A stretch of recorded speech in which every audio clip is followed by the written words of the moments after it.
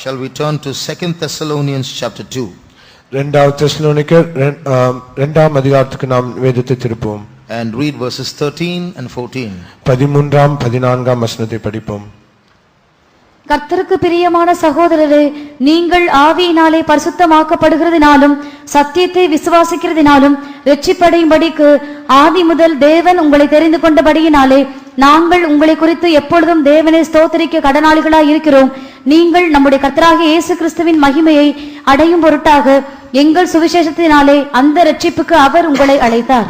But we are bound to give thanks always to God for you, brethren, beloved of the Lord, because God hath from the beginning chosen you to salvation through sanctification of the Spirit and belief of the truth, whereunto he called you by our gospel to the obtaining of the glory of our Lord Jesus Christ. Some youngsters haven't obtained their B form. Please get that before you come to the camp, because without that you can't enter inside. வாலிபர்களுக்கு உங்களுக்கு கொடுக்கப்படும் அந்த B form உங்களுக்கு கொடுக்கப்படும். அந்த B form இல்லாமல் நீங்கள் ஒருவரும் அந்த வளாகத்தில் அனுமதிக்கப்பட மாட்டீர்கள். Volunteers also, you won't be allowed inside without your B form. Volunteers கூட உங்களுக்கும் அந்த B ஃபார்ம் இருக்கும். அது இல்லாமல் நீங்கள் அனுமதிக்கப்பட மாட்டீர்கள். So please get your B forms before you leave. அதனால் இந்த B ஃபார்ம் உங்களுக்கு இருக்கு. அதனால் நீங்கள் இந்த இடத்தை விட்டு புறப்படும் முன்பாக அதை பெற்றுக்கொள்ளும்படியாக கேட்டுக்கொள்கிறோம். And one request to all the youngsters of Mount Faith Home. இந்த மவுண்ட் சபையில் இருக்கிறதான எல்லா வாலிபர்களுக்கும் ஒரு வேண்டுகோள். When you all sit in the meetings, don't sit too much in the back. நீங்கள் இந்த ஆராதனைக்கு உட்காரும் போது இந்த ஹால் பின்பகுதியில் உட்கார வேண்டாம். Don't sit too close to the green mat. அதே சமயத்தில் இந்த கிரீன் அந்த பச்சையான மேட்டுக்கு மிக அருகில் உட்கார வேண்டாம். Be as much in front as possible and a little away from the green mat. முடிந்த அளவுக்கு எவ்வளவுக்கு முன்பாக வர முடியுமோ அவ்வளவு முன்பாக வாருங்கள். அதே சமயத்தில் இந்த கிரீன் மேட்டுக்கு அப்புறமாகவும் காணப்பட வேண்டும். I'm saying this because the more you are in the rear, the tendency to lose blessings increases, because not everybody, but among some youngsters some mischief goes on. நான் ஏன் இதை சொல்லுகிறேன் என்றால், எந்த அளவுக்கு நீங்கள் பின்பாக இருக்கிறீர்களோ அந்த அளவுக்கு உங்கள் தேவனுடைய ஆசீர்வாதங்களை பெற அது தடையா இருக்கும். எல்லாரும் அல்ல, ஒரு சிலர் குறும்புத்தனம் செய்கிறார்கள். ஆகையால் தான் இதை சொல்லுகிறேன். நான் I say this, it is not all, but few people are doing some mischief, so I say this. Now we'll go to the word of God. நாம் தேவனுடைய வசனத்துக்கு நாம் செல்வோம். Last week we spoke, the Spirit of the Lord was speaking to us about light. கடந்த வாரத்தில் கர்த்தருடைய ஆவியானவர் வெளிச்சத்தை குறித்து நம்மோடு பேசினார். Light came into this world. இந்த வெளிச்சம் இந்த உலகத்துக்கு உதித்தது. But men preferred darkness to light because their heart, their deeds were evil. ஆனால் மனுஷரோ வெளிச்சத்துக்கு பதிலாக அந்தகாரத்தை அதிகமாய் விரும்பினபடினால அவர்கள் அந்தகாரத்தை அதிகமாய் இருளை அதிகமாய் விரும்பினார்கள். When Adam and Eve ate the forbidden fruit, ஆதாமும் ஏவாளும் அந்த விலக்கப்பட்டதான கனியை புசித்தபோது they realized they were naked. அவர்கள் தாங்கள் நிர்வாணிகள் என்று அவர்கள் உணர்ந்தார்கள். The light that was in their mind left them. அவர்கள் மனதில் இருக்க வேண்டியதான் அந்த வெளிச்சம் அவங்களை விட்டு சென்றது. Now when Adam and Eve were in the Garden of Eden, just like animals are naked, they were also naked. ஆதாமும் ஏவாளும் அந்த ஏதேன் தோட்டத்தில் இருந்தபோது மற்ற விலங்குகள் நிர்வாணமா இருந்தது போல அவர்களும் நிர்வாணிகளா இருந்தார்கள். Even before the fall, அவர்கள் வீழ்கைக்கு முன்பாக இது நடந்தது. அப்படிதான் இருந்தார்கள். But when they ate the forbidden fruit, they didn't become naked, they realized they were naked. ஆனால் அந்த விலக்கப்பட்டதான அந்த கனியை அவர்கள் புசித்தபோது அவர்கள் நிர்வாணிகள் அறியவில்லை, ஆனால் அவர்கள் நிர்வாணிகள் என்று உணர்ந்தார்கள். நிர்வாணிகள் ஆகவில்லை, ஏற்கனவே நிர்வாணிகள் தான், நிர்வாணிகள் என்று உணர்வு உண்டாயிற்று. Reads Genesis chapter 2 and the last verse. ஆதியாகமம் 2ஆம் அதிகாரம் கடைசி 2 வசனங்களை வாசிப்போம். ஆதாமும் அவன் மனைவியுமாகிய இருவரும் நிர்வாணிகளா இருந்தும் வெட்கப்படாதிருந்தார்கள். And they were both naked, the man and his wife, and were not ashamed. See, so they were naked. Some preach saying that there was a glory covering them. There's no verse in the Bible like that. the glory covered their minds, not their bodies. அவர்கள் நிர்வாணிகளாக இருந்தார்கள், ஆனால் சிலர் சொல்கிறார்கள் தேவனுடைய மகிமை அவர்களை சூழ்ந்தது, ஆனால் அவருடைய மகிமை அவருடைய மனதில் இருந்தது. அப்படிப்பட்ட ஒரு வசனம் இல்லை. அவருடைய மகிமை சரீரத்தை மூடவில்லை, மனதை தான் மூடினது. So this light went out of them when they ate the forbidden fruit.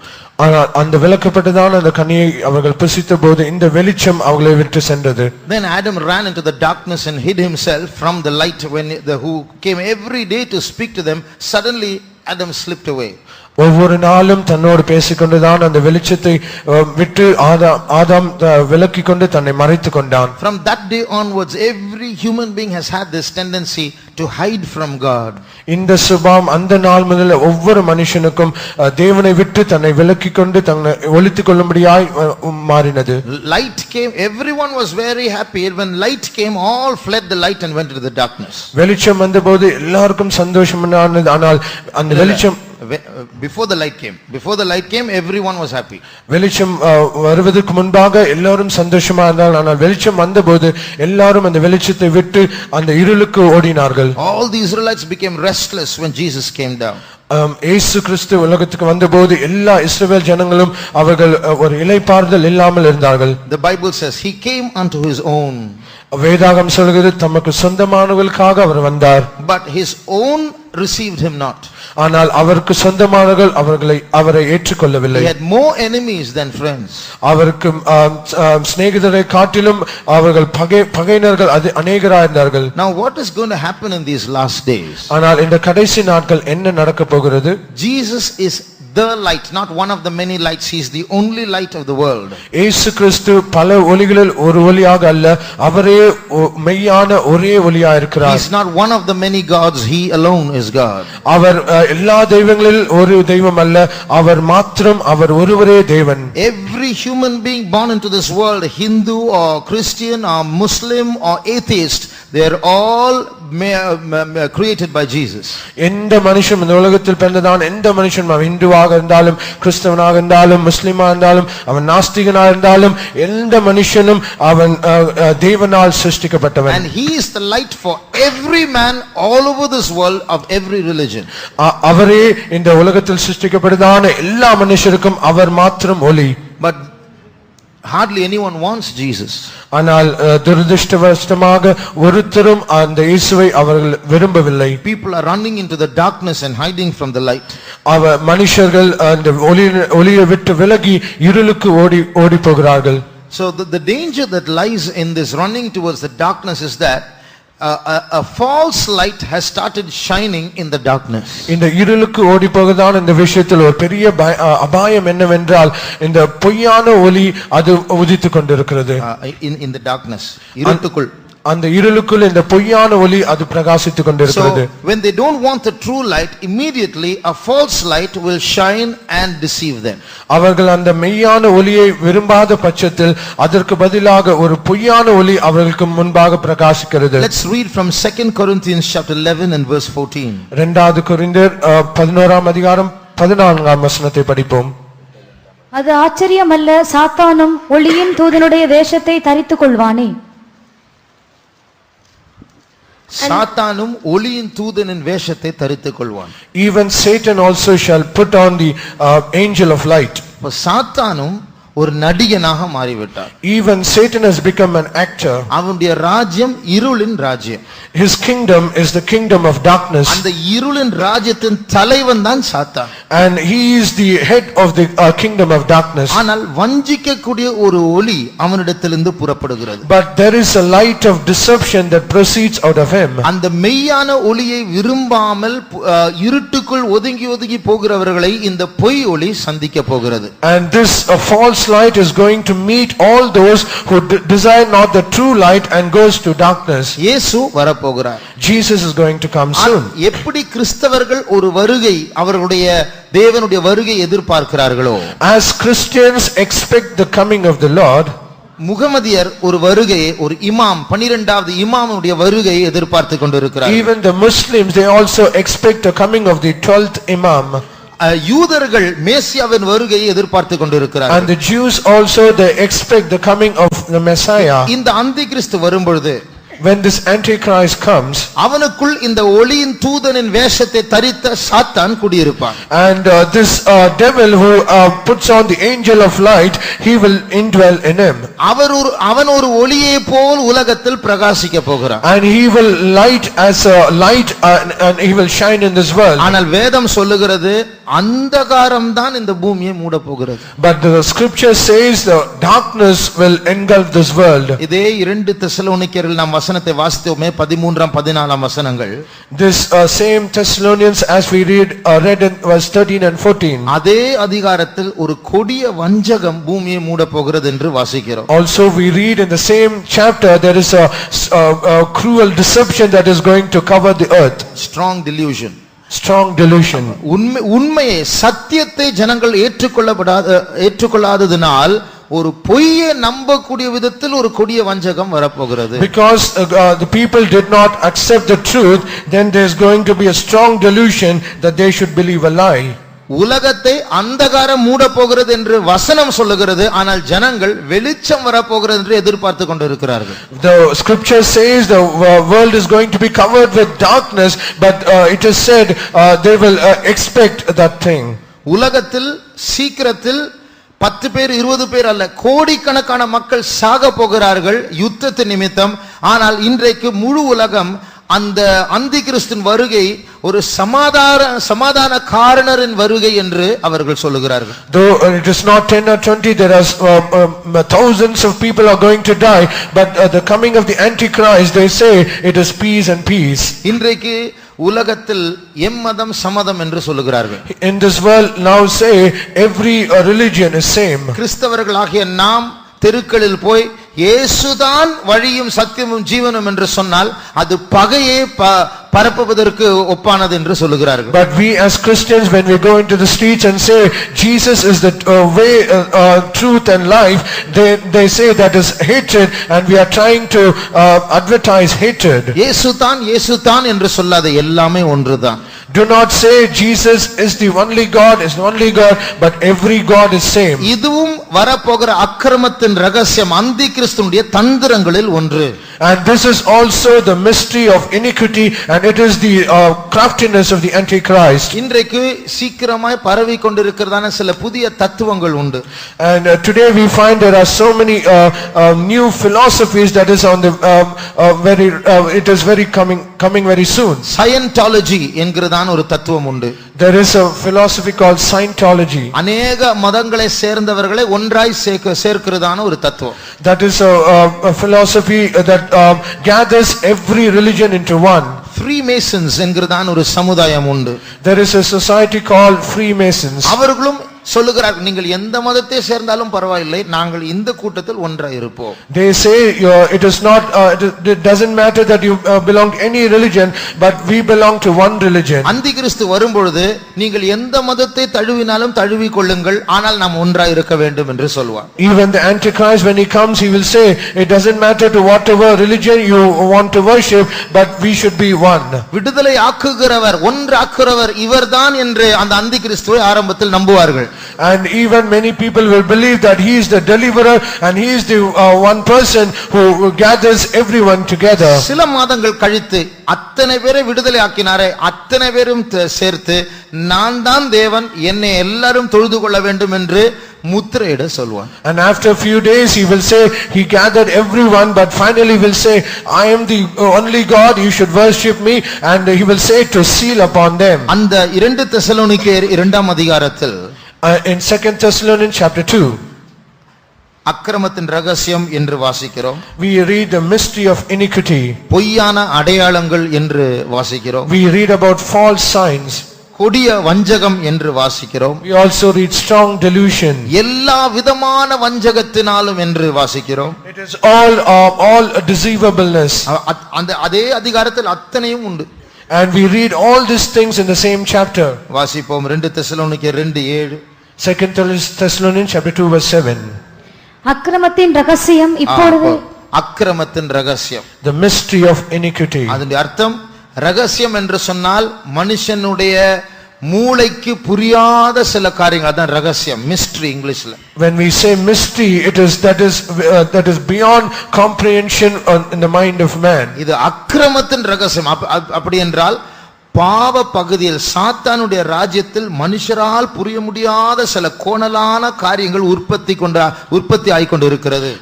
In the kingdom of Satan there is so many things that is a mystery that is being formed or created in his kingdom. 9ஆம் வசனம் என்று நினைக்கிறேன். பொய்யான அதிசயங்கள். எத்தனாவது வசனம்? அந்த அக்கிரமக்காரனுடைய வருகை சாத்தானுடைய செயலின்படி சகல வல்லமையோடும் அடையாளங்களோடும் பொய்யான அற்புதங்களோடும். பாருங்கள், பொய்யான அற்புதங்கள் and lying wonders. 10ஆம் வசனத்தில் எல்லா விதமான வஞ்சகம். And in 10th verse with all deceivableness. அதற்கு பிறகு 11ஆம் வசனமும் 12ஆம் வசனமும் பொய்யாத கொடிய வஞ்சகம். And nextly the 11th verse it says strong delusion. இப்போ இதெல்லாம் எதற்காக எழுதப்பட்டிருக்கிறது? And why all these things are written? வரப்போகிறதான அந்திகிறிஸ்துவின் ஆட்சி பயங்கரமான ஏமாற்றுகிற ஒரு ஆட்சி. Because the reign of the Antichrist is going to come. That is a very deceiving, or it is a reign of false thing. மனுஷனுடைய ஆத்துமாவே இழக்குகிறதான ஒரு ஆட்சி. It is a reign that where it can make man to lose all his senses. எல்லாரும் பெரிய எதிர்பார்ப்போடு வருக வருக என்று அந்திகிறிஸ்துவை வரவேற்பார்கள். And everyone with so much of expectations they will welcome the Antichrist. இன்றைக்கு உலகம் அந்த வரப்போகிற அந்திகிறிஸ்துவை பிக் பிரதர், மூத்த சகோதரன் என்று அழைக்கிறார்கள். Now in the world they say the coming of the Antichrist as the coming of the big brother. ஆரம்பத்தில் big பிரதராக தான் வருவான். In the initial stage he will indeed come as a big brother. கொஞ்ச நேரத்தில் அவர்கள் புரிந்து கொள்வார், அவர் big brother அல்ல, அவர் big Beast, பெரிய மிருகம். And finally they will understand, they realize he is not the big brother but he is the big beast. இயேசு இந்த பூமியில் இருக்கும் பொழுது, when Jesus was in this world, அவருடைய இரண்டாம் வருகையை பற்றி அவர் பேசினார். and he spoke to the people about his second coming. அவர் பேசும் பொழுது அவர் பேசின அந்த வார்த்தைகளை 3 சுவிசேஷங்களில் நாம் வாசிக்கிறோம். When he spoke all these words, in his words there were 3 gospels hidden in it. மத்தேயு 24ஆம் அதிகாரத்தில் வாசிக்கிறோம். When we read in Matthew's gospel chapter 24. அதற்கு பிறகு மார்க் 13ஆம் அதிகாரத்தில் வாசிக்கிறோம். Next we read Mark's gospel chapter 13. லூக்கா 21ஆம் அதிகாரத்தில் வாசிக்கிறோம். Next we read Luke's gospel chapter 21. இந்த 3 அதிகாரங்களும் ஆண்டவருடைய ஒரே பேச்சுதான்.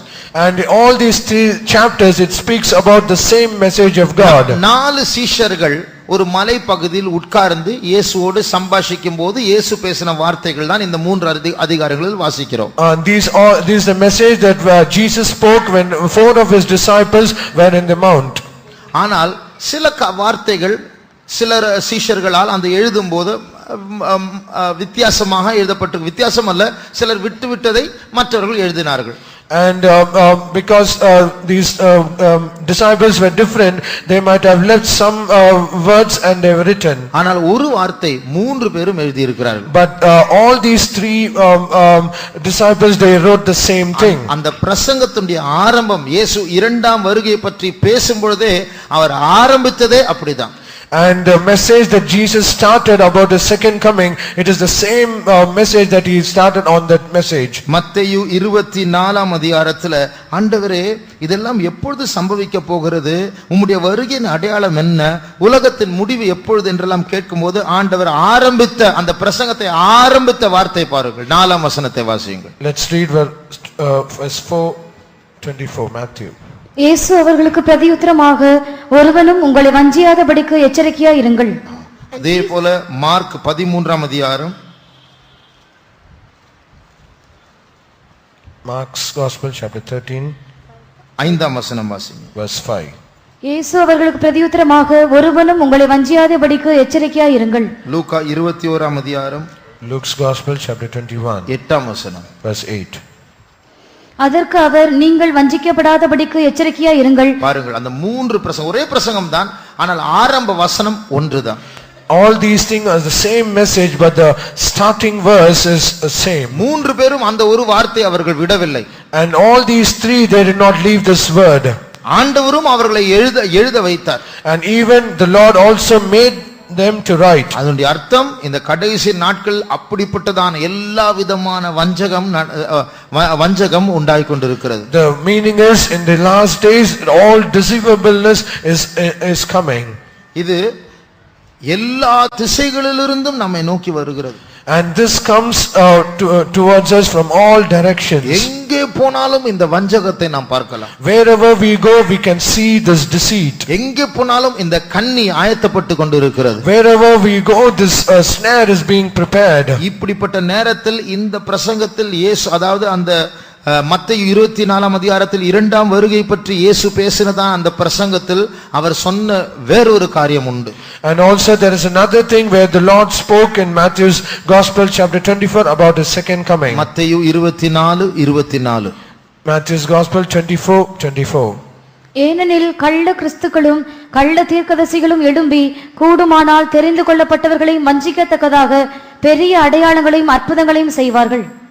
அப்போ பெரிய அற்புதங்களையும் அடையாளங்களையும் செய்து தெரிந்து கொள்ளப்பட்டவர்களை அவன் வஞ்சிக்க முயற்சி செய்வான். And they shall shew great signs and wonders, and they shall try to deceive even the very elect. நாம் தான் அந்த தெரிந்து கொள்ளப்பட்டவர்கள். And we are the chosen people. இந்த கடைசி நாட்கள் என்று இயேசு பேசினாரே அந்த அதிகாரம் நம்முடைய காலத்தில் தான் நிறைவேறிக் கொண்டிருக்கிறது. The last chapter, the last days when Jesus spoke, it is those days that we are living in. இயேசு எவ்வளவு சீக்கிரமா வரப்போகிறார்?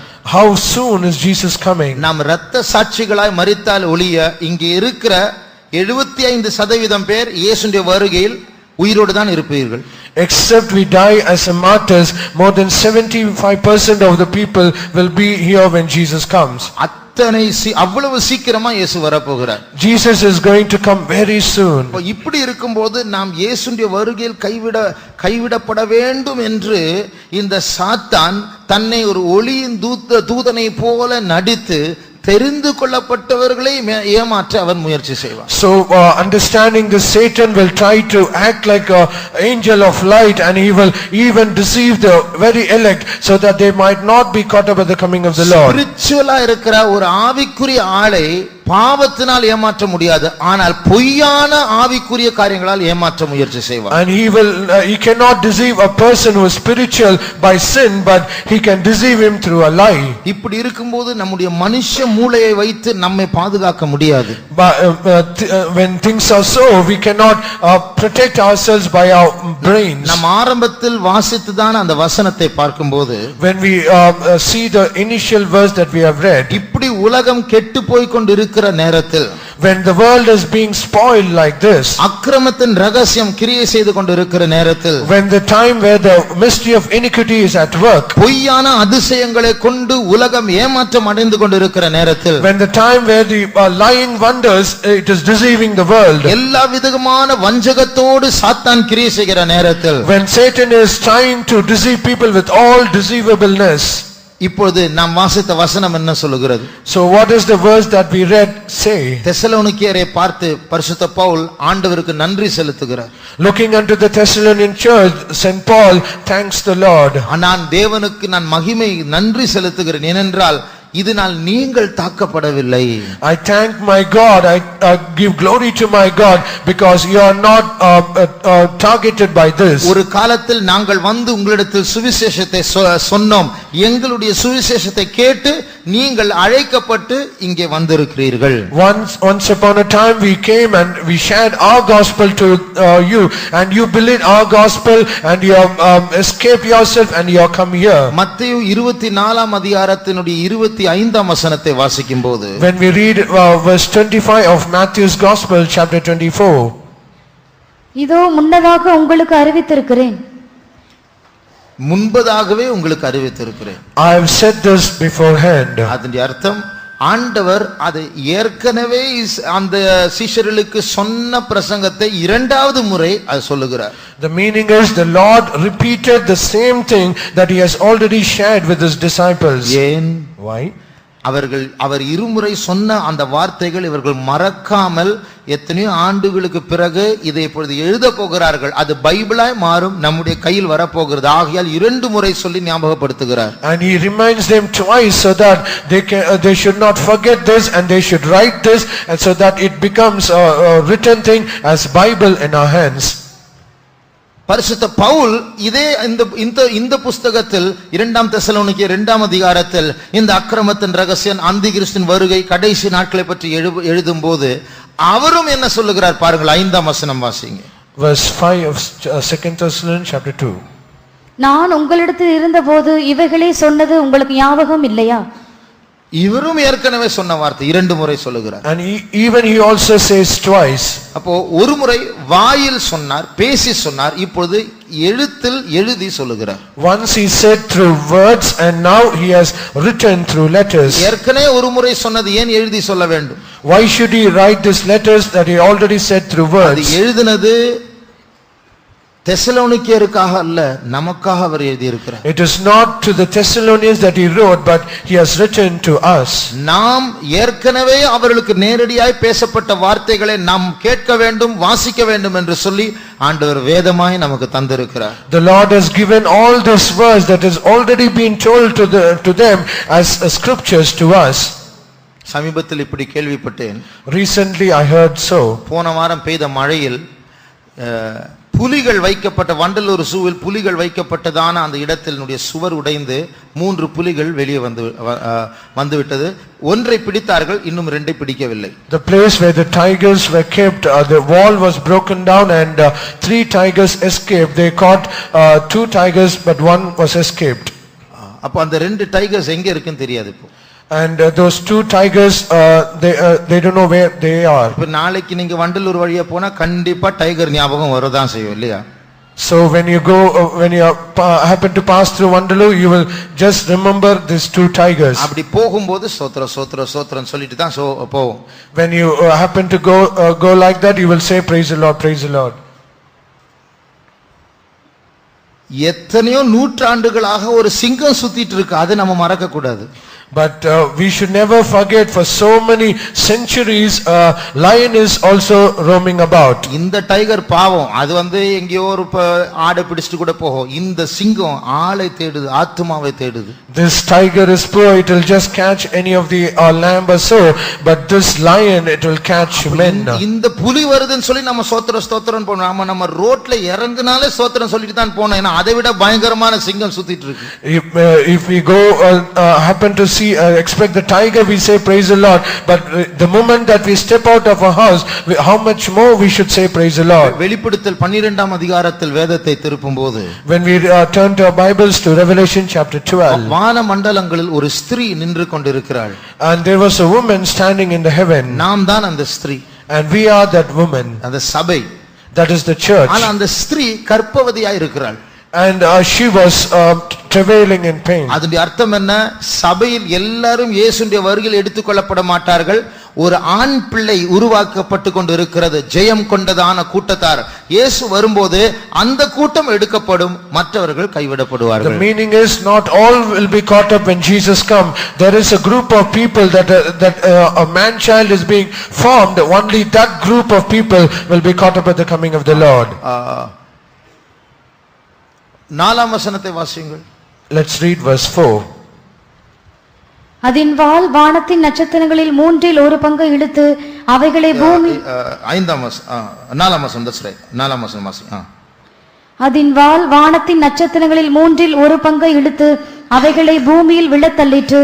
பிரசவ வேதனை படுகிற அந்த ஸ்திரீ பிள்ளை பெற்றவுடனே அவளுடைய பிள்ளையை பட்சித்து போடும்படிக்கு அந்த வலு சர்ப்பம் அவளுக்கு முன்பாக நின்றது. இந்த வசனத்தை நன்றாய் கவனித்தால், when we consider this verse carefully, 7 தலை உள்ள ஒரு சர்ப்பம், அதுதான் சாத்தான். ஒளியின் தூதனின் வேஷத்தை தரித்தான் என்று வாசித்தோமே, அதே சாத்தான் இப்பொழுது ஒரிஜினல் ரூபத்தில் வலு சர்ப்பமாக 7 தலையுள்ள சர்ப்பமாக அந்த ஸ்திரீ சபைக்கு முன்பாக நின்று கொண்டிருக்கிறார். As we read the angel, the devil or the angel of the light, the same angel now he is coming in his true form, dragon with 7 heads and 10 horns, and he is standing before that woman. ஆனால் கவனிக்க வேண்டிய வார்த்தை என்னவென்றால், அவன் அங்கே நின்று கொண்டிருப்பது அந்த ஸ்திரீயை பட்சிக்கும்படி அல்ல, அவளிடத்திலிருந்து வருகிற அந்த ஆண் பிள்ளையை பட்சிக்கும்படியாக நின்று கொண்டிருக்கிறார். The thing that we should be more concerned is not the dragon is not concerned about the woman, but he is very much careful so that he might destroy the man child that is to be brought forth. சிலர் சொல்லுவார்கள், எனக்கு புதிய எருசலேம் எல்லாம் வேண்டாம், பரலோகத்தில் ஒரு மூலை கிடைச்சா போதும்.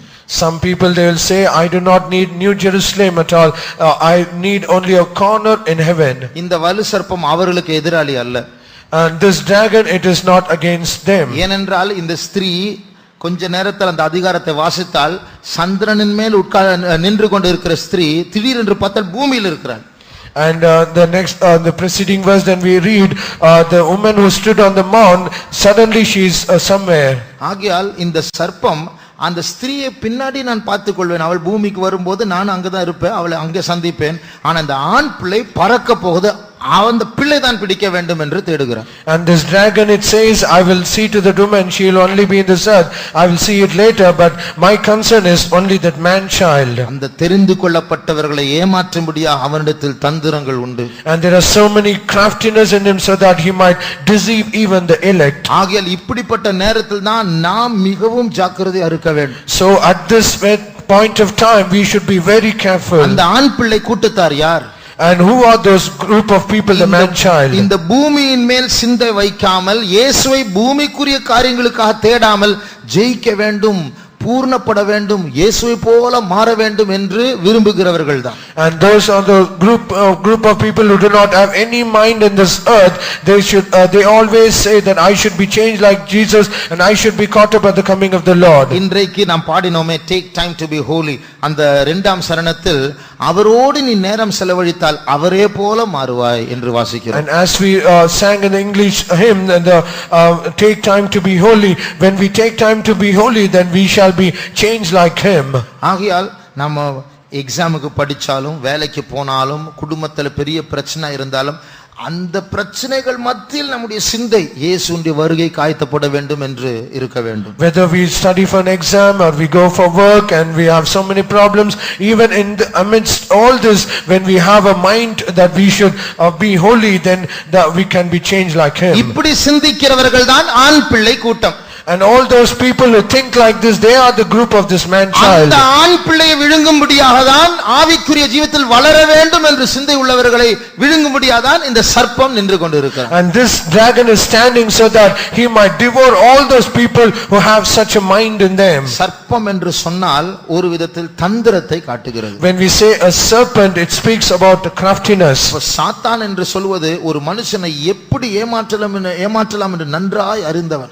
When we say Satan, he is a person who very well know how to deceive or cheat a person. ஆகையால் தான் நம்முடைய இரட்சகர் மிகவும் அவசியமா இருக்கிறார். So that is the reason our savior is highly essential. எல்லாரையும் வஞ்சித்துக் கொண்டு இருக்கிறதான இந்த நாட்களில் நாம் இந்த வெளிச்சத்திற்குள் கொண்டு வரப்பட்டிருக்கிறோம். When days also when everyone is being deceived, we have been brought into this light. ஆனால் எத்தனையோ தெரிந்து கொள்ளப்பட்டவர்கள் வஞ்சிக்கப்படுகிறார்கள் தெரியுமா? But do you know how many chosen people, the elect, are being deceived? இப்போ ஒரு மனுஷன் இப்படி கேட்டார்.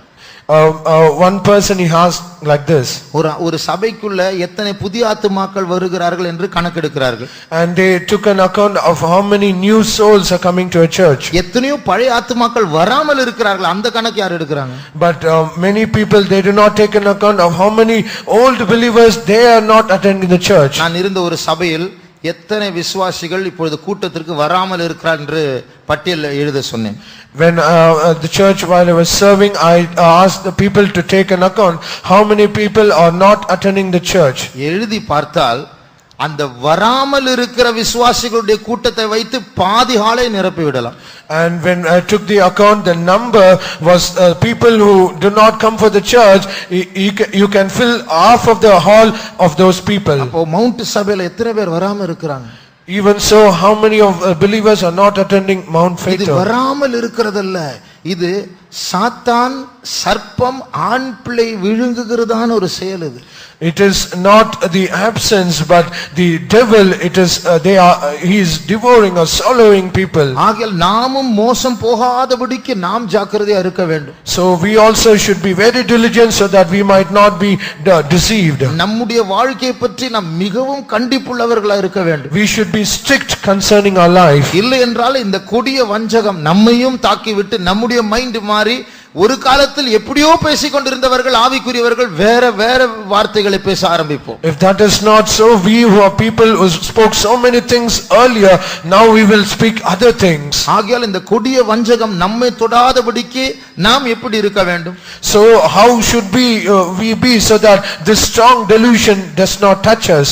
இந்த 2 தெசலோனிக்கேயர் 2ஆம் அதிகாரத்துக்கு மறுபடியும் வரும்பொழுது, when we come back to 2 Thessalonians chapter 2, அவர்கள் சத்தியத்தின் மேல் உள்ள அன்பை ஏற்றுக்கொள்ளாதபடியினால் இப்படி அவர்களுக்கு சம்பவிக்கிறது. எத்தனாவது வசனம் அது? 10ஆம் ஆங்கிலத்தில் 10ஆம் வசனம், verse 10 in English. 10 அதுவும் 10ஆம் தமிழிலும் 10ஆம் வசனம்.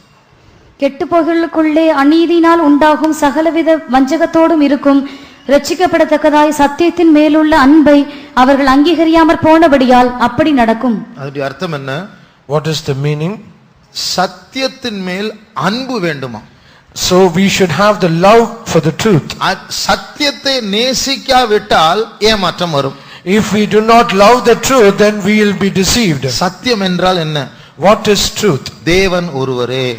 God is one. தேவன் திருத்துவ தேவன். God is triune. நமக்காக இயேசு அனுப்பப்பட்டார். For us Jesus was sent. இயேசுதான் வழியும் சத்தியமும் ஜீவன். Jesus is the way, truth and life. நம்முடைய பைபிளில் எழுதப்பட்ட அனைத்தும் சத்தியம்தான். All the words that is written in the Bible, everything is truth. அந்த சத்தியத்தை நாம் ஏற்றுக்கொண்டாலும் போதாது, நாம் அதை நேசிக்க வேண்டும். Not only it is enough that we believe the truth or accept the truth, but also we should love the truth. அதை நேசிக்காமல் போனால் நாம் ஏமாற்றமடைவோம்.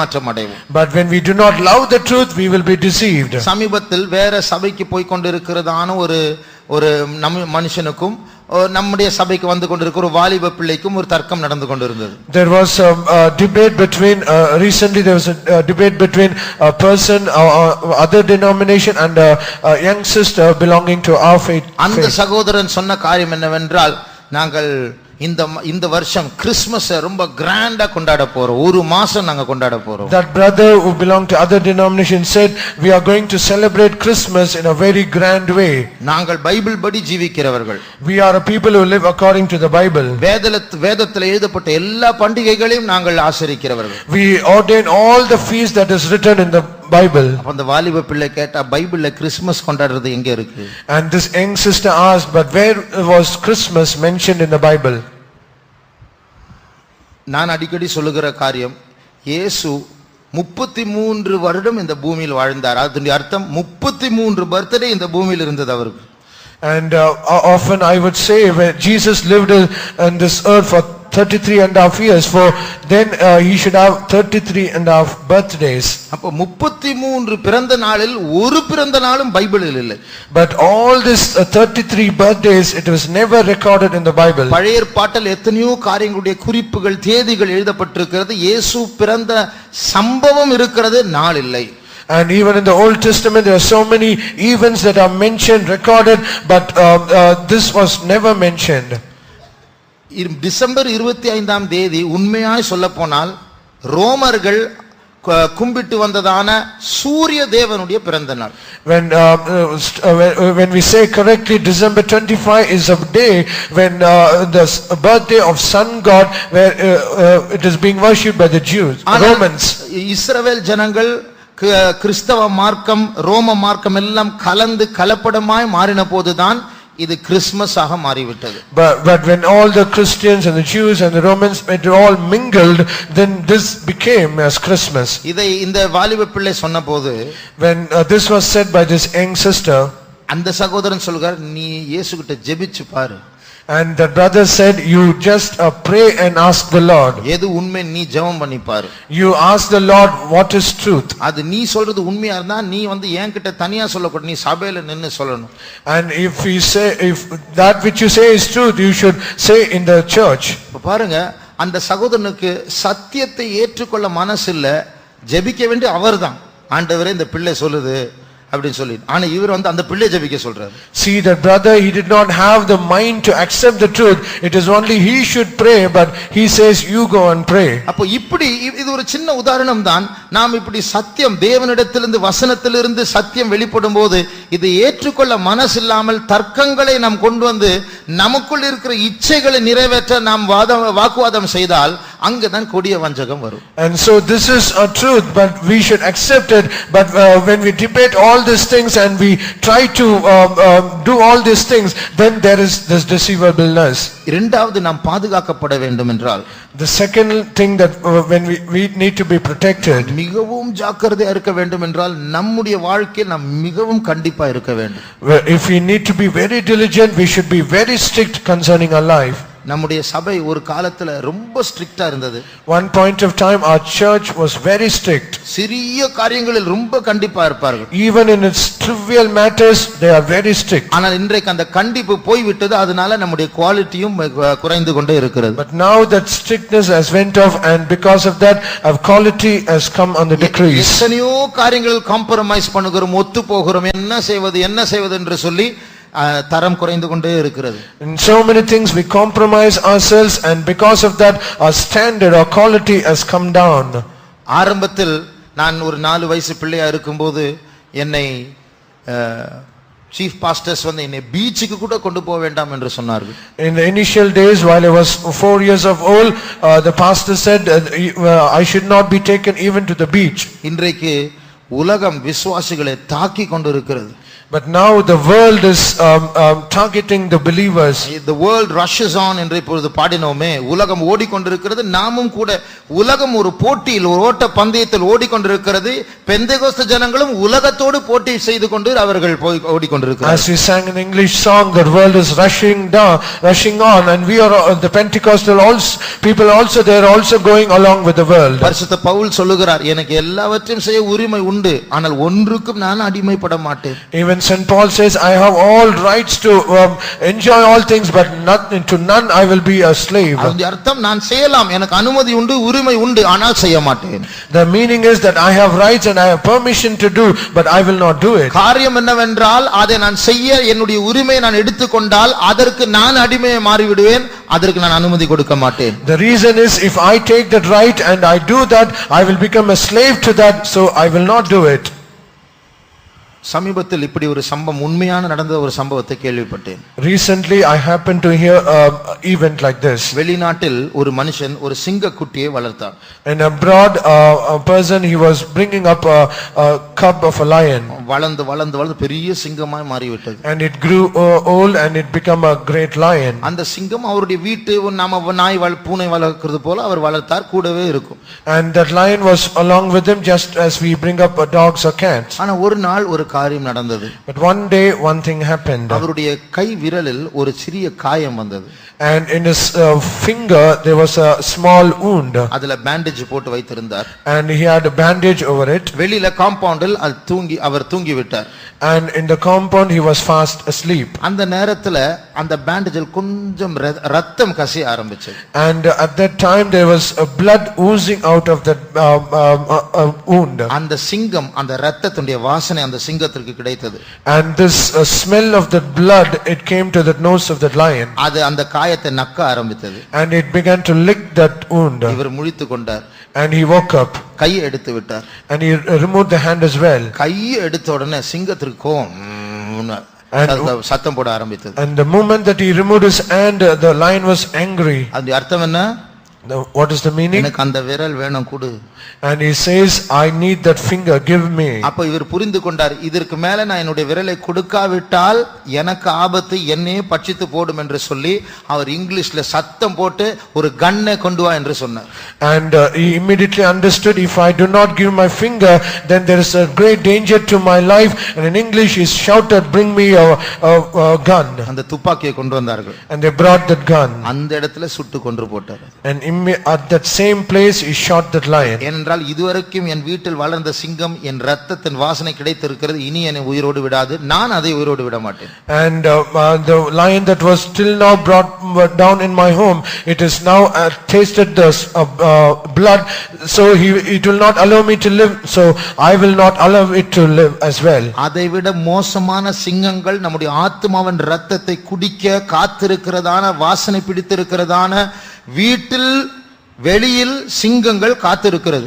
But more terrible are lions that is roaming about in our homes and in our waiting in our homes so that it might devour us.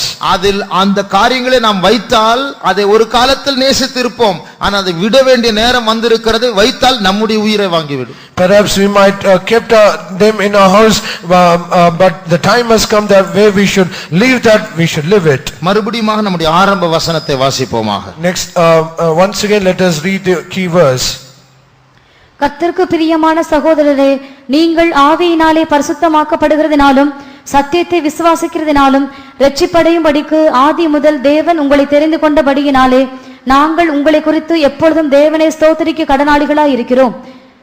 நாம் ஆதி முதல் தெரிந்தெடுக்கப்பட்டவர்கள்.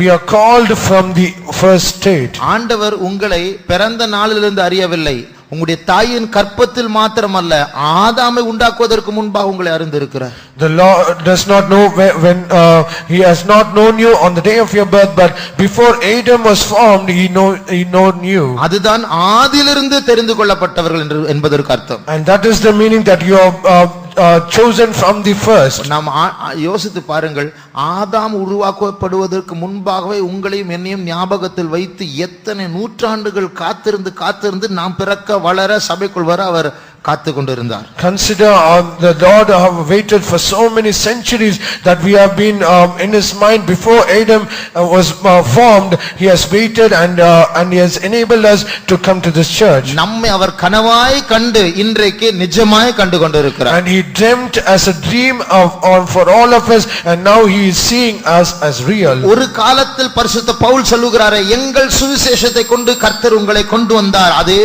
போல யாரோ நமக்கு பிரசங்கம் பண்ணி இன்றைக்கு நாம் வந்து விட்டோம். As St. Paul says, he has brought you through our gospel, so also he has brought us by some people who shared our gospel to us. அந்த பொய்யான ஒளியை வீசுகிறதான அந்த சாத்தானுடைய பிடியிலிருந்து பிடுங்கப்பட்டு இன்றைக்கு இயேசு நம்மை பிடித்து மெய்யான ஒளியாகி அவர் அண்டை நாம் வந்திருக்கிறோம். We have been plucked out from the false light that was shining by the devil, and he has brought us to the true light, Jesus Christ. இப்பொழுது எதற்காக நாம் இங்கே வந்திருக்கிறோம்? But now for what reason we have come here? மறுபடியும் அந்த வசனத்தை 14ஆம் வசனத்தை வாசியுங்கள். Let's read 14th verse again. நீங்கள் நம்முடைய கர்த்தராகிய இயேசு கிறிஸ்துவின் மகிமையை அடையும் பொருட்டாக எங்கள் சுவிசேஷத்தினாலே அந்த இரட்சிப்புக்கு அவர் உங்களை அழைத்தார். அப்ப இயேசு கிறிஸ்துவுக்கு ஒரு மகிமை இருக்கிறதா? So there is a glory for the Lord Jesus Christ. அந்த மகிமையை நாமும் அடைய வேண்டுமா? So we also should obtain that same glory. இயேசுடைய மகிமையின் பங்காளிகளாய் நாம் மாற போகிறோம். We are going to become partakers of the glory of the Lord Jesus Christ. இப்பொழுது நாம் மனுஷர்களாய் இருக்கிறோம், ஆனால் நித்தியத்தில் பரலோகத்தில் நாம் சுடர்களாய் மாற போகிறோம். Now we are as mere men or human beings, but in heaven we are going to become lights. அதாவது நித்தியத்துல கோடிக்கணக்கான ஜனங்கள் இருப்பார்கள்.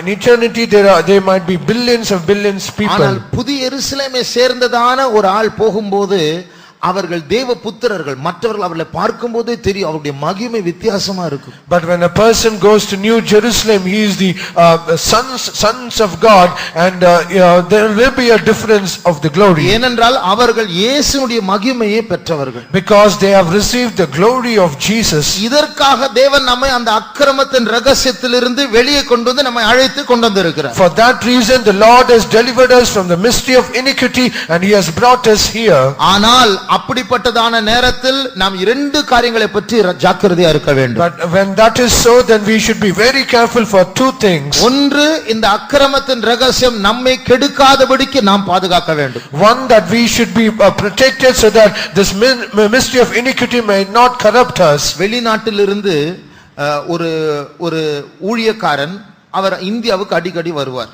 a servant of God in a foreign country, he will often come to India for ministry. நம்முடைய சபையை சேர்ந்தவர்களை வெளியே ஊழியம் செய்கிறவர். And he belongs to our church and he does ministry in foreign countries. இந்தியாவுக்கு மட்டும் 100 முறை அவர் வந்திருக்கிறார். And he has come to India for almost 100 times. உலகத்தின் பல பாகங்களுக்கு சென்று கொண்டிருக்கிறவர். And he is going to different parts of the world. அவர் என்ன சொன்னார் தெரியுமா? But do you know what he said? உலகத்திலே ரொம்ப அதிகமா கெட்டு போன சபைகள் இந்தியாவில் தான் இருக்கிறது என்று சொன்னார். And he said the most corrupted churches on all the world is only in India. ஆராதனை இருக்கிறது, வெண்வஸ்திரம் இருக்கிறது, அபிஷேகம் இருக்கிறது, ஆனால் உள்ளான ரகசிய வாழ்க்கை அரித்து கொண்டு போய் கொண்டிருக்கிறது. It is true, there is worship, there is white raiments and the anointing is there, but in the inner life there is so much of corruption. பிரியமானவர்களே, ஒரு பெரிய போராட்டத்தின் மத்தியில் இருக்கிறோம். Beloved, we are in so many great strife. என்றைக்கு கால் எடுத்து முன்னாடி வைக்க வேண்டும், ஆவிக்குரிய ஜீவிதத்தில் முன்னேற வேண்டும் என்று சிந்திக்கிறோமோ அன்றைக்கு சர்ப்பம் வந்து நிற்கும். The day that we decide to step one forward so that we might progress in our spiritual life, the same day the serpent will come against us. ஆனால் நாம் வெறுமையாய் போராடுகிறவர்கள் அல்ல. But we are not a people who strive ordinarily. நமக்குள் ஒரு பெரிய தேவன் இருக்கிறார். We have a great God within us. அவர்தான் நம்மை அழைத்தார். And he is only who called us. அவர்தான் இந்த வெளிச்சத்திற்குள் நம்மை கொண்டு வந்தார். And he is the one God who brought us to this light. இனிமேலும் இந்த வெளிச்சத்திலிருந்து இயேசுவுடைய அதே மகிமை அடைய முடியாது. அவர்தான் நம்மை கைப்பிடித்து கொண்டு போய் கொண்டிருக்கிறார். And he is the only God who is leading us by his hand so that we might attain his glory. ஆகையால் பல எதிர்ப்புகள், பல போராட்டங்கள் மத்தியில் மனம் சோர்வுக்கு இடம் கொடுக்காமல் ஓடிக்கொண்டே இருக்க வேண்டும். So among so many oppositions, so many persecutions, we should never be discouraged, not get weary. We should go on pressing forward. உடன்படிக்கை பெட்டி பெலிஸ்தியர் மத்தியில் வந்தபோது, when the ark of the covenant came in the camp of the Philistines, அது அந்த நாட்டில் மகிமையற்ற வெறும் பெட்டியாய் இருந்தது. in those days it was like a ordinary ark without glory. அதை பிடுங்கி பெலிஸ்தியர் நாட்டுக்கு கொண்டு வந்து அவருடைய தேவர்கள் முன்னாடி வைத்தார்கள். And they plucked that ark of the covenant and they brought before their gods. ஆனால் அந்த சிலை விழுந்தது, ஜனங்களுக்கு மூலவியாதி வந்தது. And that idol, it fell down and they had a brain fever. அப்பொழுது என்ன செய்தார்கள் தெரியுமா? But what did they do? கன்றுக்குட்டி போட்டிருக்கிறதான மாடுகள் அதை கொண்டு வந்து அந்த மாடுகளுக்கு வண்டியில் கட்டி அந்த பெட்டியை வண்டியில் வைத்து கன்றுக்குட்டியை வீட்டில் வைத்து மாடுகள் போகுமா என்று பார்த்தார்கள். And they brought that oxen who had the calf and they left the calves and they brought that oxen and put the ark of the covenant and they sent. அந்த நேரத்துல அந்த பெட்டி பத்திரமா இஸ்ரவேல் தேசத்துக்கு போய் விட்டது. And that the cart was going quietly and toward the camp of Israel. அந்த சாமுவேல்ல இந்த சம்பவம் எழுதப்படும்போது ரெண்டு பக்கத்து ரோட்டுடைய ரெண்டு பக்கத்திலும் விளைச்சல் அதிகமா இருந்தது. And it is written in the book of Samuel, and when the cart was going on either side of the cart there was great harvest. ஆனா இரண்டு பக்கம் புசிக்க திரும்பாமல் பின்னாடி இருக்கிற கன்றுக்குட்டியையும் நினைக்காமல் அது அழுது கொண்டே இஸ்ரவேல் தேசத்தை நோக்கி போய் And but this oxen, without considering all the grains and on either side, not remembering even the little ones, it is just crying and it was going forward. அப்பொழுது பெலிஸ்தியர் அறிந்தார்கள், இது தேவனால் நடத்தப்படுகிற மாடுகள். Only then the Philistines understood these are the oxen that was led by the Lord. இது போல நமக்கு பல பிரயாசங்கள், பல கஷ்டங்கள், பல கண்ணீர்கள், இழப்புகள் உண்டு. அதன் மத்தியில் அழுது கொண்டே எருசலேமுக்கு தான் போக வேண்டும். அந்த சிந்தை மாறக்கூடாது. So also amid so much oppositions, persecutions, sufferings, we are also should go like that oxen, just crying, and we should look unto Jesus and we should have this mind. எப்படியாவது இயேசுவின் மகிமையை அடைய வேண்டும். Somehow we should attain the glory of Jesus. ஆகையால் முதல் காரியம் நாம் நம்முடைய ஜீவியத்தை பாதுகாக்க வேண்டும். The first thing is that we should preserve or protect our life. இரண்டாவது, Secondly, பரிசுத்த பவுல் ஒரு கூட்டத்தாரோடு எங்கள் சுவிசேஷம் என்று சொல்லுகிறார். Saint Paul compares and says to a group, through our gospel. எங்கள் சுவிசேஷத்தினால் தெசலோனிக்கேயராகிய நீங்கள் ரட்சிக்கப்பட்டீர்கள். Through our gospel you Thessalonians are saved. அதுபோல இப்பொழுது நாமும் இந்த வெளிச்சத்திற்குள் வந்துவிட்டோம். So also we have come to this light. நமக்கும் மற்றவர்களுக்கு சொல்லக்கூடிய ஒரு சுவிசேஷம் இருக்க வேண்டும். So we should also have a gospel so that we might share to others. இங்கே வந்திருக்கிற எல்லாருக்கும் என் சுவிசேஷம் எங்கள் சுவிசேஷம் என்று சொல்ல எல்லாம் தெரியாவிட்டாலும் கொஞ்சமாவது தெரிந்திருக்க வேண்டும். So to all those who are gathered here, everyone should say my gospel and our gospel. There should be one thing that everyone should be aware of. மலையில் வைக்கப்பட்ட பட்டணம் மறைந்திருக்க மாட்டாது. The city that is set on a hill, it cannot be hidden. அப்போ நமக்குள் ஒரு வெளிச்சம் வந்து விட்டது. So a light has come upon அந்த us, வெளிச்சத்தை இப்போது மற்றவர்களுக்கு வீச வேண்டும். and we should exhibit that light to others. எப்படி நாம் மற்றவர்கள் நிமித்தம் மற்றவருடைய சுவிசேஷத்தை நிமித்தம் இங்கே வந்தோமோ அதே போல நம்மால் மற்றவர்கள் அந்தகாரத்திலிருந்து வர வேண்டும். As we have come through this light by other person gospel, so also others should also come to Christ through our gospel. நாம் எத்தனை விசுவாசிகள் இதுவரைக்கும் ஆதாயப்படுத்தினோம்? How many believers that we have won hitherto? எத்தனை ஆத்துமாக்களை ஆதாயப்படுத்தினோம்? How many souls that we have won? எத்தனை பேருக்கு சுவிசேஷம் சொல்லி இருக்கிறோம்? To how many people we have shared the gospel? பாரமாவது இருக்கிறதா? At least do we have that burden? பஸ்ல போகும்போது அப்படி ஜெபிக்கிறோம், ஆண்டவரே இந்த பஸ்ல இருக்கிறவங்களை ரட்சியும். When we travel through a bus, do we have a prayer, oh Lord, save these people? நேரம் கிடைத்தால் மற்றவர்களுக்கு சுவிசேஷம் சொல்லுகிறோமா? When we have some time, do we share the gospel? எதுக்கு அந்த வம்பு, எதுக்கு அந்த பிரச்சனை? நான் சர்ச்சுக்கு போறேன் வரேன். Why should I have that problem? I go to church, that is enough. அது நல்லதல்ல பிரியமானவர்களே. Beloved, that is not good. நம்முடைய அப்படி என்றால் நமக்குள் இருக்கிற வெளிச்சத்தை மரக்காலின் கீழ் வைத்து மூடி விடுகிறோம். If that be so, then we are trying to hide a light through a bushel. காலம் வாய்த்தாலும் வாய்க்காவிட்டாலும் சுவிசேஷத்தை பிரசங்கம் பண்ணு. Be it in season or out of season, take heed that you share the gospel. ஒரு சேல்ஸ் ரெப், ஒரு கம்பெனில ஒரு பொருளை விற்பனை செய்கிறதான பிரதிநிதிகள் இருக்கிறார்களே. There are so many sales representatives for a company. அவங்க போன்ல மற்றவர்கள் அணுகுவார்கள். And they try to contact people through phones. நேரடியாக வீட்டுக்கு போவார்கள். They will visit people personally. அவங்க வந்து சார் மேடம் ஒரு காரியத்தை ஒரு 2 நிமிஷங்களோட பேசலாமா என்று அவர்கள் அவங்களுடைய பொருளை விற்பதற்கு முன்பாகவே அவங்க வந்து டோர் அடைச்சிருங்க, போ எனக்கு டைம் இல்லை. Before they try to explain their product and they advertise their product, before that they will shut the doors. அதனால அவர் சோர்ந்து போய் வீட்டுக்கு போவாரா?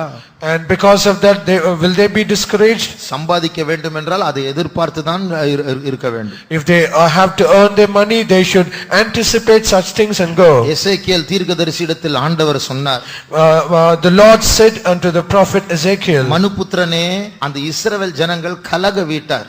Son of man, these people are rebellious house. They are rebellious house. ஆகையால் அவர்கள் கேட்டாலும் கேட்காவிட்டாலும் நீ பேசு. Whether they hear it or not, you should speak. நீ சோர்ந்து போகாதே அவர்கள் எதிர்க்கும்போது. Do not be wearied when they resist. நீ உன் நெற்றியை வஜ்ரக்கல்லை போல கடினமாக்கு. You should make your forehead as a jasper. அவர்கள் எதிர்ப்பார்கள், ஆனால் நீ பேசிக்கொண்டே இரு. They will resist, but you continue to speak. அது போல நாம் மாற வேண்டும். So also we should become. அப்பொழுதுதான் அந்த பொய்யான வெளிச்சத்திற்கு விரோதமாக நாம் பாதுகாக்கப்படுவோம், மற்றவர்களை இருட்டிலிருந்து வெளியே கொண்டு வருவோம். Only then we will be preserved from that false light, and we can be a true light so that others might come. நம்முடைய கண்களை மூடுவோமாக. So let us close our eyes. ஆண்டவர் நம்மை இந்த வெளிச்சத்திற்குள் கொண்டு வந்திருக்கிறார். The Lord has brought us to this light. நாம் செல்ஃபிஷாக சுயநலவாதிகளாக நாம் வாழ்ந்து கொண்டிருக்கிறோமா? Are we living a selfish people? இந்த கடைசி நாட்களில் நாம் பாதுகாக்கப்பட வேண்டும் என்றால், if we are to be protected in these last days, நம்முடைய இருதயம் சத்தியத்தை நேசிக்க வேண்டும். our heart should love the truth. இரண்டாவது, நம்முடைய காரியத்தில் நாம் கண்டிப்பா இருக்க வேண்டும். Secondly, we should be very strict in our matters. ஆண்டவர் ஒரு காரியத்தை வேண்டாம் என்று சொன்னால் அது விட்டு விட நம்மை ஆண்டவர் பலப்படுத்த வேண்டும். The Lord should strengthen us so that when he says you should forsake it, we should forsake it. இல்லை என்றால் சிங்கம் நம்மை விரல் அல்ல முற்றிலுமாய் ஆத்துமாவை சேர்த்து பட்சித்து போடும். If that is not so, the lion will not only devour our finger, it will totally devour our soul as well. மூன்றாவது, நம்முடைய ஜீவியத்தை பற்றி நாம் ஜாக்கிரதையா இருக்க வேண்டும். Thirdly, we should be very diligent about our life. அடையாளங்கள் அற்புதங்கள் அங்க நடக்குது இங்க நடக்குது என்று சொல்லி அவசரப்பட்டு ஓடாதே, சத்தியத்தை நேசிப்போமாக. Do not go here and there seeing there are so many wonders and miracles are happening. You should love the truth and come here. ஏனென்றால் பிசாசும் அடையாளங்கள் அற்புதங்களை செய்வான். Because even the devil also he will do wonders and miracles. பிசாசும் வியாதிகளிலிருந்து சுகத்தை தருவான். Even the devil also will give healing to the body. நாம் சத்தியத்தை பின்பற்றினால் பாதுகாக்கப்படுவோம். Only when we follow follow the truth, we will be preserved. அடுத்தபடியாக Nextly, நாம் மற்றவர்களுக்கு சுவிசேஷத்தை சொல்லுகிற ஒரு கடமை நம்மிடத்தில் உண்டு. we have a great work or indebted to share the gospel to us, others. என் சுவிசேஷம் என்று சொல்லக்கூடிய ஒரு சில வார்த்தைகளாவது நம்மிடத்தில் உண்டு இருக்க வேண்டும். We should at least have some words, few words, wherein we are in a position to say that our gospel. ஒருவேளை நமக்குள் இயேசு செய்த ஒரு நன்மையா இருக்கலாம், அதையும் ஒரு சுவிசேஷமே மாற்றி நாம் மற்றவர்களுக்கு சொல்ல வேண்டும். Perhaps it might be a goodness that the Lord has done in our life. Even that should be a gospel where we can share to others. 10 பேர் பரியாசம் பண்ணினாலும் பரவாயில்லை. Even let it be 10 people mock at us. 100 பேர் பரியாசம் பண்ணினாலும் பரவாயில்லை. Let it be 100 mock at us. Noah நீதியை பிரசங்கம் பண்ணினார் என்று வேதம் சொல்லுகிறது. The scripture says Noah he preached righteousness. அவருடைய பிரசங்கத்தை யார் கேட்டார்? Who hearkened to his preaching? அந்த பேழைக்குள் வந்தவர்கள் எத்தனை பேர்? How many people entered the ark? அவரும் குடும்பமும் தான், வேற யாரும் வரல. Only he and his family, none else. இவர் பிரசங்கம் பண்ணுவார், அவர்கள் சிரிப்பார்கள். இவர் பிரசங்கம் பண்ணுவார், அவர்கள் பரியாசம் பண்ணுவார்கள். He will preach and they will mock. He will preach and they will laugh at him. ஆனாலும் அவர் பிரசங்கியாரா இருந்தார். Even though he was a preacher, அவர் நீதியை பேசிக்கொண்டே இருந்தார். he continued to preach the gospel. அதே போல நாம் பிரசங்கம் பண்ண வேண்டும். So also we should preach. கூட இருக்கிறவர்கள், ரட்சிக்கப்படாதவர்கள், சொந்தக்காரர்கள், வேலை செய்கிறவர்கள், அவர்கள் கேட்டாலும் கேட்காவிட்டாலும் நாம் சொல்ல வேண்டியதை சொல்ல வேண்டும். All those who are along with us in our workplace, our relatives, whether they hear it or not, we should continue to preach the gospel. சமீபத்துல ஒரு வாலிப பிள்ளை அவருடைய குடும்பத்தில் இருக்கிற சில தவறுகளை செய்தார்கள். நீங்க கிறிஸ்டியன்ஸ் தானே, இப்படி செய்யலாம் என்று சொன்னதுன்னா அந்த முழு குடும்பமும் அவர்களுக்கு விரோதமாக எழும்பிட்டு. Recently when a young sister she said the people who are not saved, when they said are you a Christian, the whole family they came against her. ஆனால் அதுபோல என்ன சம்பவித்தாலும் நாம் ஆண்டவருடைய வேலையை செய்ய வேண்டும். So whatever happens to us, we should do the work of the Lord. இயேசுவும் எதிர்க்கப்பட்டார், நாமும் எதிர்க்கப்படுவோம். Jesus is also resisted, even also we also be resisted. தேவ பக்தியாய் வாழ மனது இருக்கிற எல்லாருக்கும் உபத்திரவம் உண்டு. All those who desire to live godly, they will be persecuted. ஆனால் நாம் புறப்பட்டு சத்தியத்தை உரைக்கத்தான் வேண்டும். But whatever it is, we should go forward and we should proclaim the truth. ஜனங்கள் கேட்டாலும் கேட்காவிட்டாலும் இயேசுவை ஆண்டவர் என்று நம்முடைய நாவில் அறிக்கை பண்ண வேண்டும். Whether people hear it or not, we should proclaim and confess Jesus is the Lord. நன்றாய் கவனியுங்கள். So hear carefully. இப்படி விடாமுயற்சியோடு தெருவாய் வீடு வீடுவாய் தோல்வி அடைந்து சுவிசேஷத்தை சொல்லுகிறவர்கள் கவனியுங்கள். All those who persevere and they preach the gospel without fail. பிள்ளை பெறாதவள் அநேக பிள்ளைகளுக்கு தாயா மாறினாளே என்ற வசனம் உன்னுடைய வாழ்க்கையில் நிறைவேற போகிறது. And the word of God that was said, the woman that did not have a child, they will have so many children, that shall be fulfilled in your life. ஒரு ஆத்துமாவும் சம்பாதிக்க முடியவில்லை என்று நீ துக்கப்பட்டு கொண்டிருக்கிறாய். கர்த்தர் ஒரு ஜாதியை உன்னுடைய கையில் கொடுப்பார். You have been grieved, sir. I have not even won a single soul. The Lord is going to give a great nation to you. நீ இதுவரைக்கும் சுயமாய் முயற்சி செய்து கொண்டிருக்கிறாய். ஆனால் உன் பெரிய ஆண்டவர் உனக்குள் எழும்புவார். Now hitherto you have strove with your own self-strength, but now the Lord is giving you great strength. எனக்கு ஆத்துமா பாரம் வேண்டும். I need a burden for souls. சுவிசேஷத்தை சொல்லக்கூடிய தைரியம் எனக்கு I வேண்டும். need a boldness to share the gospel. என் சுவிசேஷம் என்று சொல்லக்கூடிய வெளிப்பாடுகள் எனக்கு வேண்டும். I need a revelation so that I might say my gospel. விரும்புகிறவர்கள் கரங்களை உயர்த்துங்கள். All those who desire, lift up your hands. மறுபடியும் சொல்லுகிறேன், Once again I say, எனக்கு ஆத்துமா பாரம் வேண்டும். I need a burden for souls. இரண்டாவது சுவிசேஷத்தை சொல்லக்கூடிய தைரியம் எனக்கு வேண்டும். Secondly, I need a boldness to share the gospel. மூன்றாவது என் சுவிசேஷம் என்று சொல்லக்கூடிய தனிப்பட்ட வெளிப்பாடு எனக்கு வேண்டும். Thirdly, I need a personal revelation wherein I can say my gospel. இந்த மூன்றையும் வேண்டும் என்று சொல்லுகிற கரங்களை உயர்த்துவோம். All those who say I need all these three, lift up your hands. பரலோகத்தில் இருக்கிற தேவன் இப்பொழுது நம்மோடு பேசிக் கொண்டிருக்கிற தேவன். The Lord who is in heaven, He is a God who speaks even now to us. இது மனுஷர்களால் நடத்தப்படுகிற சபை அல்ல, தேவன் இந்த இடத்தில் இருக்கிறார் என்று விசுவாசிக்கிறவர்கள். This is not a church who is led by men. All those who believe this is led by God. தேவனின் உயர்த்தின கையை கண்டு கொண்டு இருக்கிறார் என்று விசுவாசிக்கிறவர்கள். All those who believe the Lord has seen my hands that is lifted up. கர்த்தர் நம்முடைய ஆண்டவர் தத்துவங்களை பேசி போகிறவர் அல்ல. God is not God who speaks philosophies and go. வாக்குத்தத்தம் பண்ணப்பட்டதான அபிஷேகம் ஒரு முத்திரை என்று வேதம் சொல்லுகிறது. முத்திரைகள். The scripture says the promise anointing, it is a seal to us. இன்றைக்கு ஆண்டவருடைய இருதயத்தில் ஒரு சீல் போட போகிறார். Even today the Lord is going to seal in your heart. நீ எனக்குரியவன். You belong to me. அந்த தேவனுடைய முத்திரையில் நீ எனக்குரியவன் என்ற முத்திரை அவர் போட போகிறார். The Lord is going to make a seal upon you that you belong to God. அந்த சர்ப்பம் வரும். That serpent will come. அப்போது அவன் அந்த சீலை பார்ப்பான். He will see that seal. அவன் போராடலாம், ஆனால் ஜெயம் நமக்குரியது. He will strive, but victory is ours. அந்த வலு சர்ப்பம் அந்த ஆண் பிள்ளை விழுகும்படியா வகை தேடிக் கொண்டிருக்கிறார். The dragon is seeking ways to consume that man child. கரங்களை கீழே போடுவோமாக. Let us put down our hands. இப்பொழுது ஒரு வசனத்தை வாசித்து விட்டு ஆவியானவருக்கு இடம் கொடுக்க போகிறோம். Now let us read that verse and let us give room to the Spirit of God. நீங்கள் எல்லாரும் கண்களை மூடுங்கள். வசனத்தை வாசிக்கிறவர்கள் வெளிப்படுத்தல் 12ஆம் அதிகாரம் 5ஆம் வசனத்தை வாசியுங்கள். You all close your eyes, read the verse. Let us read Revelation chapter 12 verse 5. ஒரு யுத்தம் நடந்து கொண்டு இருக்கிறது. There is a war going on. 7 தலை உள்ள ஒரு பெரிய வலு சர்ப்பம் ஒரு குழந்தையோடு போராடுகிறது. A serpent with 7 heads, it is striving so that he might swallow that man child. அந்த குழந்தை பலனற்றது, அந்த சர்ப்பம் வல்லமை உள்ளது. The child is weak, but the dragon is trying to swallow. அந்த குழந்தை ஞானமற்றது, அந்த சர்ப்பம் தந்திரம் உள்ளது.